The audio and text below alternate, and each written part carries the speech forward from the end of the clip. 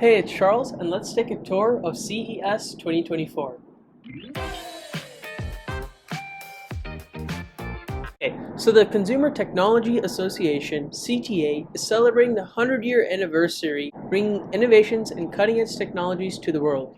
At their early start in 1922, they introduced a personal radio that can fit in your closet, and almost 85 years later, Apple introduced the iPhone. In 2024, our topics are generative AI, smart living, sustainability, electric vehicle mobility, and digital health. I had the opportunity to attend this year's CES, and let's start with the first booth, LG. They had some really cool stuff. First up, their OLED transparent TVs were pretty cool and fun to watch. They also introduced the LG Able, which is this concept vision of how passengers would interact with each other in a fully autonomous car. Also, LG introduced an AI control system that can control all your smart home appliances. Let's just say you have a home that's powered by a renewable energy source. And so what this AI control system would do is distribute the energy to the certain appliances in your household, and depending on your everyday routine of cooking and cleaning, it would prioritize or deliver more energy to a certain appliance.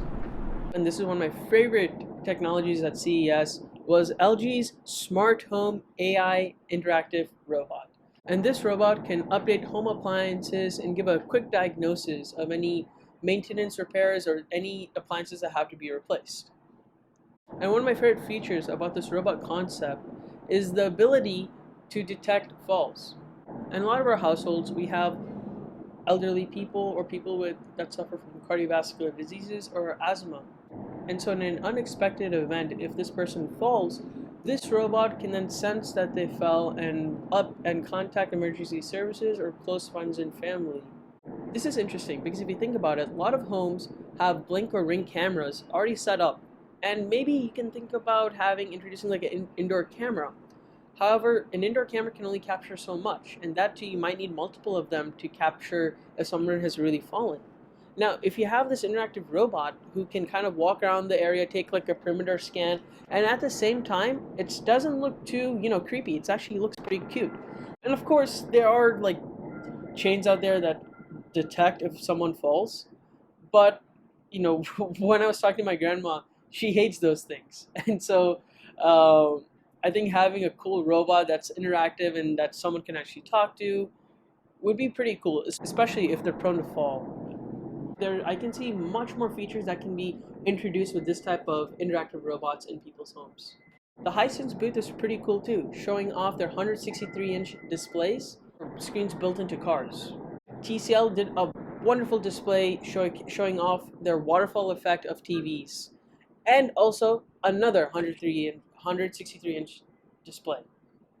Now, the Samsung booth was also pretty interesting. I had to wait a long time to get into this line, but their Samsung wall was really cool to see, and it was super interactive. Samsung also introduced AI refrigerators, which were pretty cool to see how ingredients inside of your fridge are going to expire and when it should be replaced, and also some of their other appliances that were integrated with AI.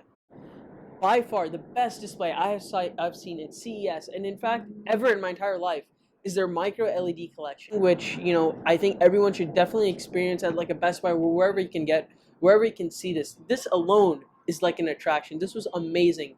I want to say that out of Hisense, TCL, Samsung, by far the micro LED was the best display. It was fantastic. So great job, Samsung. The version of the transparent LED display by Samsung, which is also pretty neat.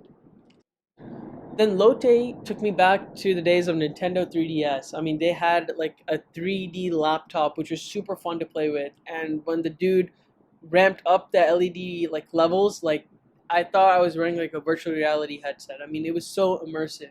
And also one of the most relaxing booths, RCA had their dogs out letting us pet, and that was like super relaxing. Definitely from all the walking, I could have been here honestly the entire week.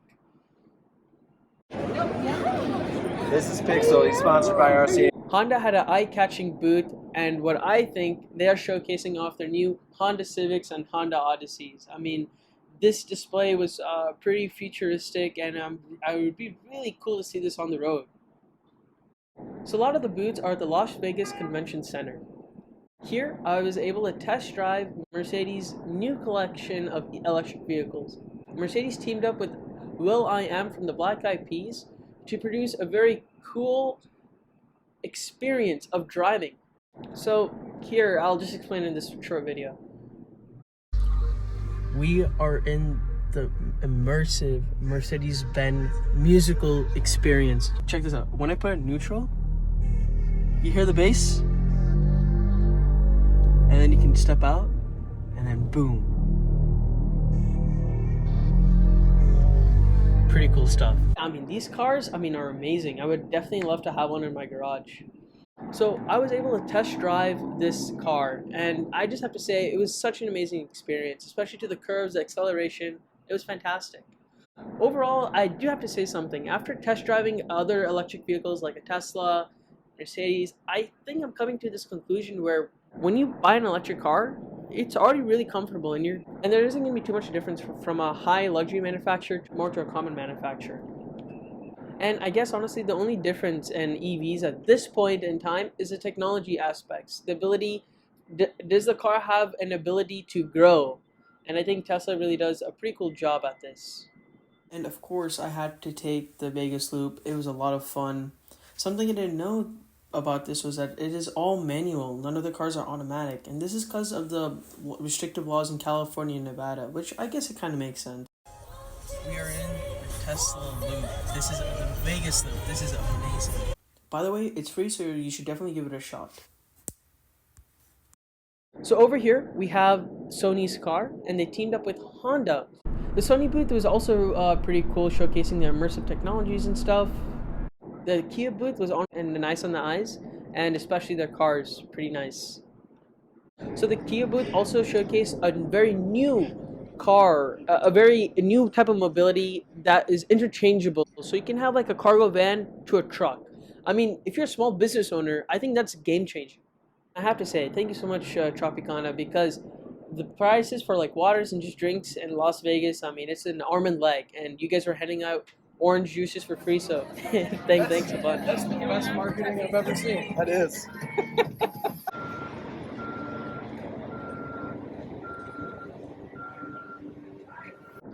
BMW also teamed up with Smart Dragon to upgrade their control systems and their logic boards on their cars so they can support more computational power and increase efficiency of the driver experience and the car itself.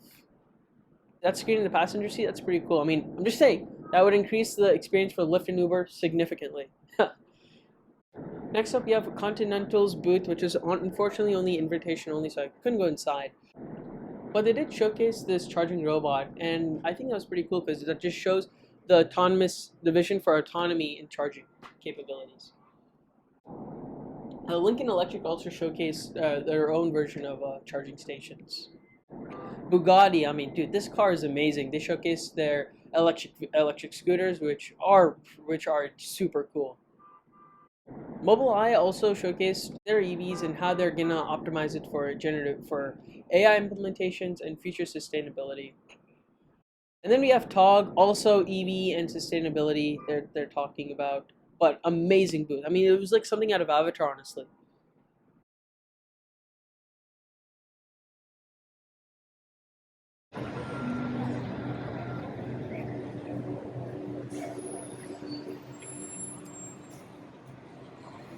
Amazon introduced large language models for automotives, allowing for drivers and mechanics to ask the car for any issues and present a solution.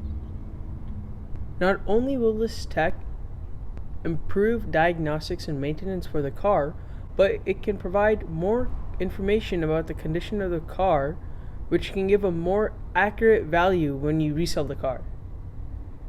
Hyundai showed off sustainability for home living and the future of mobility. Of course, I had to check out Hyundai's demo of the crab walk feature, and it was very entertaining to watch, especially with the large crowd. Hey guys, we're here at the Hyundai booth, and this is pretty insane about what they're doing for sustainability and even better automation in the manufacturing department. Let me show you. Hyundai unveiled their innovative approach to loading and unloading packages from trailers, seamlessly transporting them to a conveyor belt. This was achieved using versatile robots like Spot and Sketch from Boston Dynamics, where Sketch effectively unloaded boxes while Spot served as a surveillance monitoring system. Many companies, including Hyundai, are pushing toward electric construction vehicles, and I'm going to talk about this more in a later video. Supernal, another Hyundai company, showed off their electric vertical takeoff and landing. And it kind of looks like the ship from Guardians of the Galaxy. But it can sit up to 5 passengers, and it's designed to significantly reduce travel time. However, it does require its own infrastructure to take off and land, as it can't operate with an airport. But this is the type of technology that we come to CES to see. Moline also showcased their robust electric vehicles. Constellion allowed users to engage in a unique driving experience too. Lotus Robotics showed off their car and robots that can be used for warehouse or manufacturing purposes. Another robotics company, WheelMe, showed off their interesting solution to make anything, quote unquote, a robot. Each robot has its own singular mechanism wheel, and combined, it can help move pallets and boxes of all shapes and sizes. And here's a quick video from their website to get a better picture.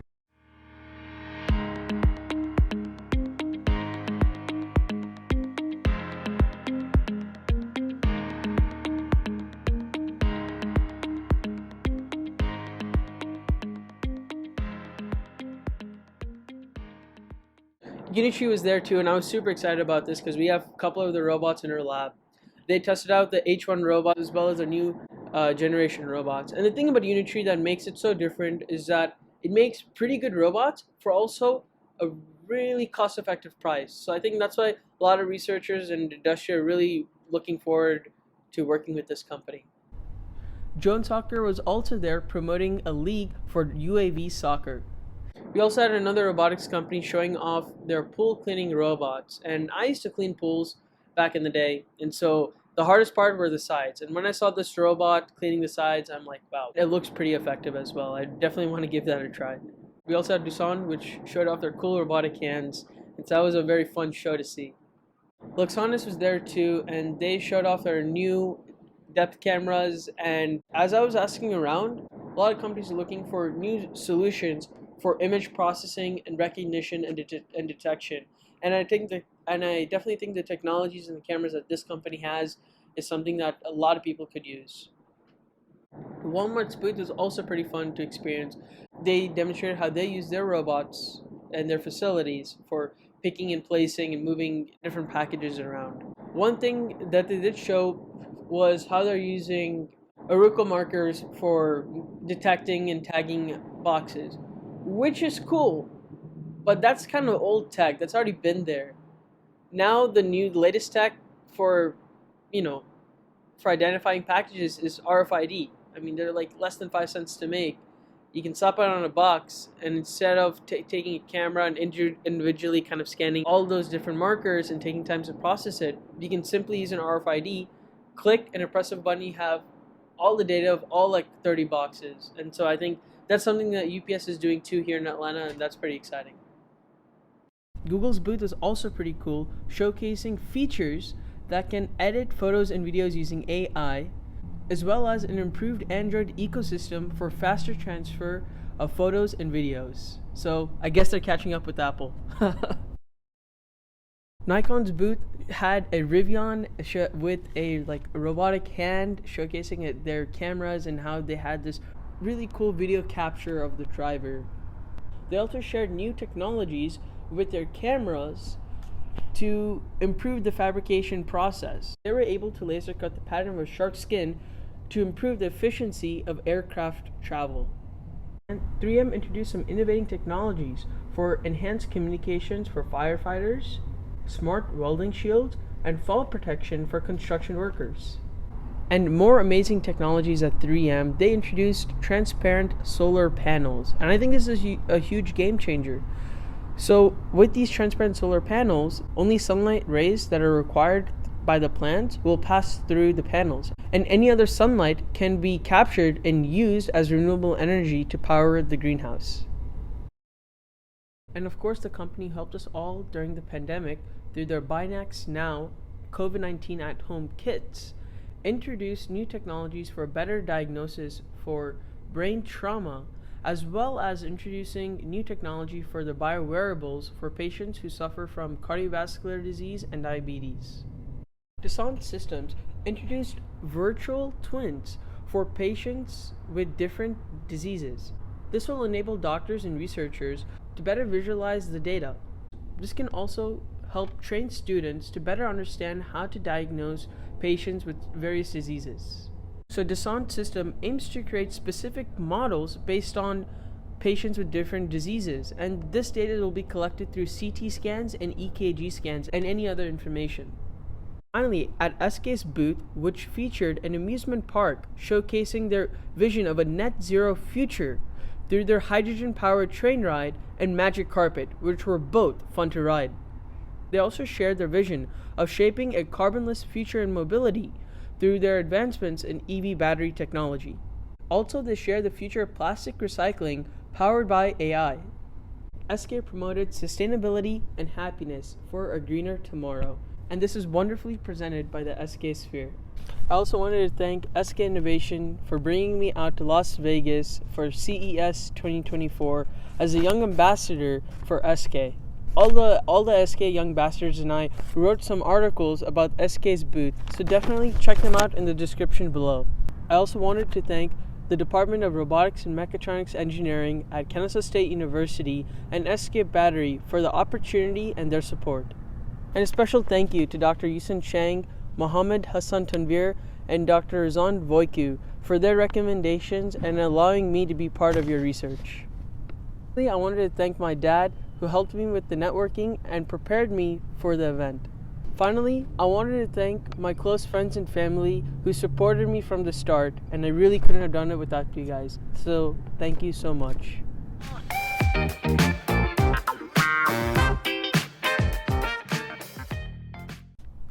So, I'm creating this platform to learn and share technologies and innovations in the fields of robotics and automation. And I'll be doing this through visiting companies, attending conferences, and sharing student projects. So definitely stay tuned for more.